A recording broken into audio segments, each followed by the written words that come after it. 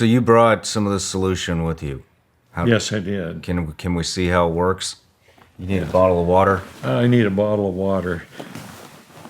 This is the new formula, and we're always working on formulas, just trying to make it disperse on the leaf better. We use things like lecithin that's in here. People eat lecithin all the time. It keeps the oil and the vinegar together in Italian dressing. We use a lot of glycerin that comes from plants, and it's used in cosmetics to keep moisture in your skin.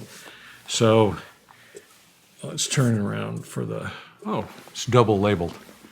So this isn't but this is just about, it's not the appropriate amount. I'm just trying to guess. And you can see it disperses just like, I guess, cream into coffee, you know.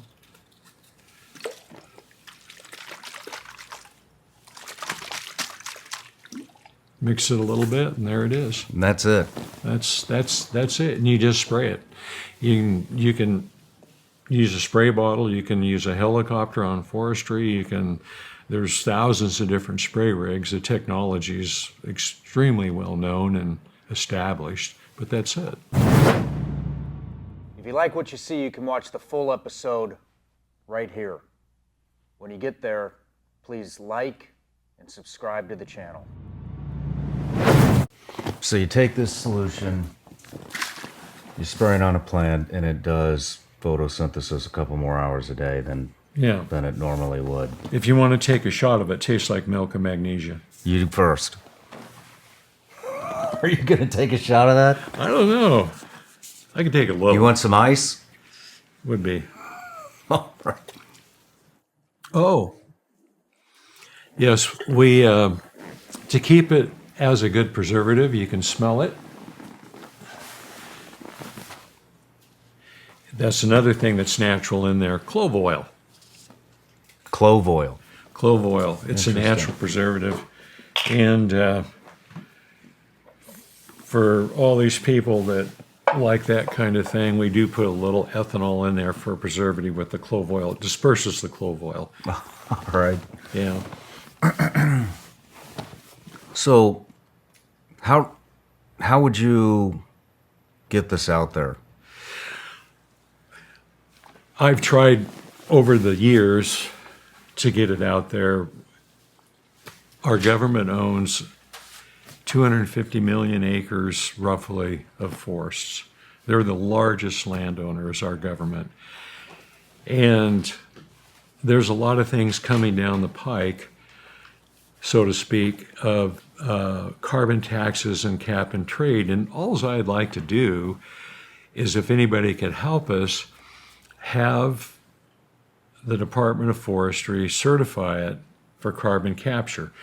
Then there's all kinds of companies that's called cap and trade, people that are producing products that put CO2 in the air, would like to offset that. And you see that now on carbon footprint when you fly on a plane. Mm-hmm. You'll see like Delta says this or United says this.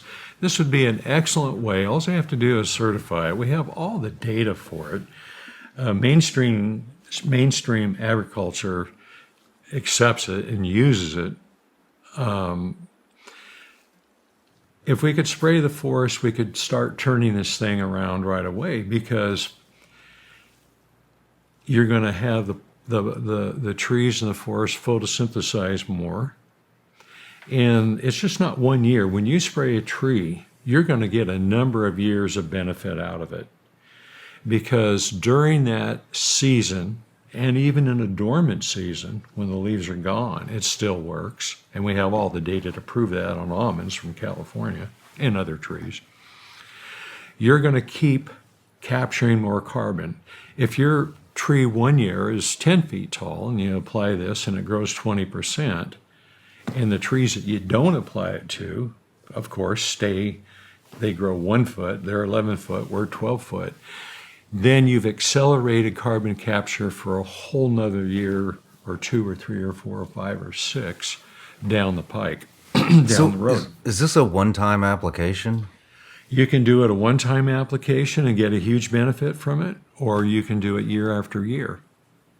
So at a maximum, it would be once a year. Well, I'd say at a minimum, it would be once a year. At a minimum, for spraying certain once a year. crops, Okay. and a maximum for others. That's correct. Okay. How much? So the world is a big place, huge planet here. How much forest is going to need to be treated? How many plants would need to be treated before we actually see some kind of measurable decrease in carbon? You know, that's a very good question, and I would like to answer that if we sprayed the national forests, the 250 million acres, it would be like putting 250 million Teslas on the road that summer. Okay. I mean, so it's fairly quick.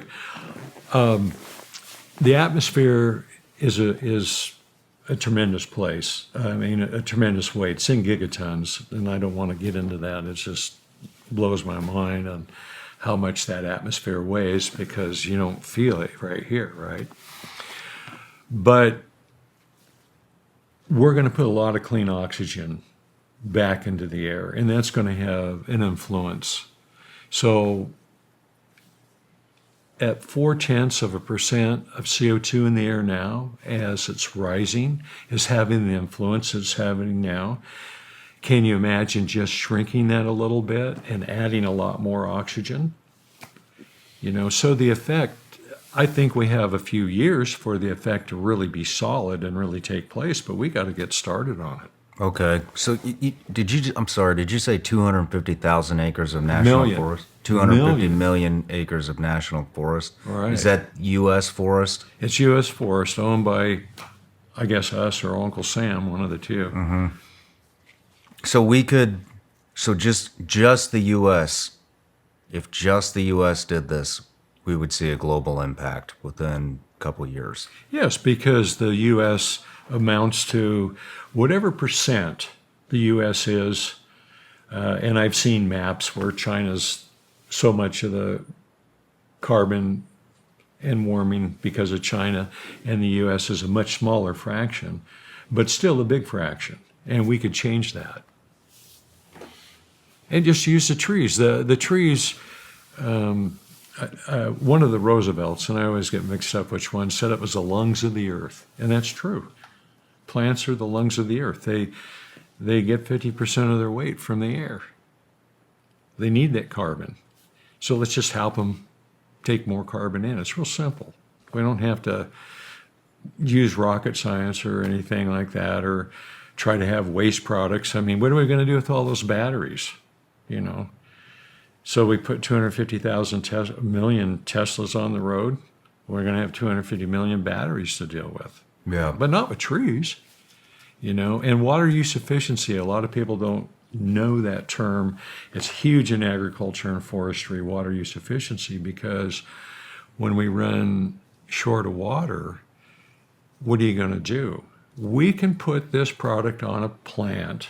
I don't care if it's a tomato, a Douglas fir tree, a maple tree, and cut 20% of the water that plant gets in and affect the growth zero. The growth will be the same. In fact, usually, and all of our research shows it, when we drop the water by 20% in the irrigated trials at the Water Use Technology Lab at Fresno State, we still outgain the fully watered plants by 3 or 4%. Wow. Hey everybody, I'm Shawn Ryan. Click here to subscribe to the Shawn Ryan Show YouTube channel for the hottest and most compelling interviews that you will not see anywhere else. I've also made a playlist of all the previous SRS episodes so they're easy to find. You can find that right here.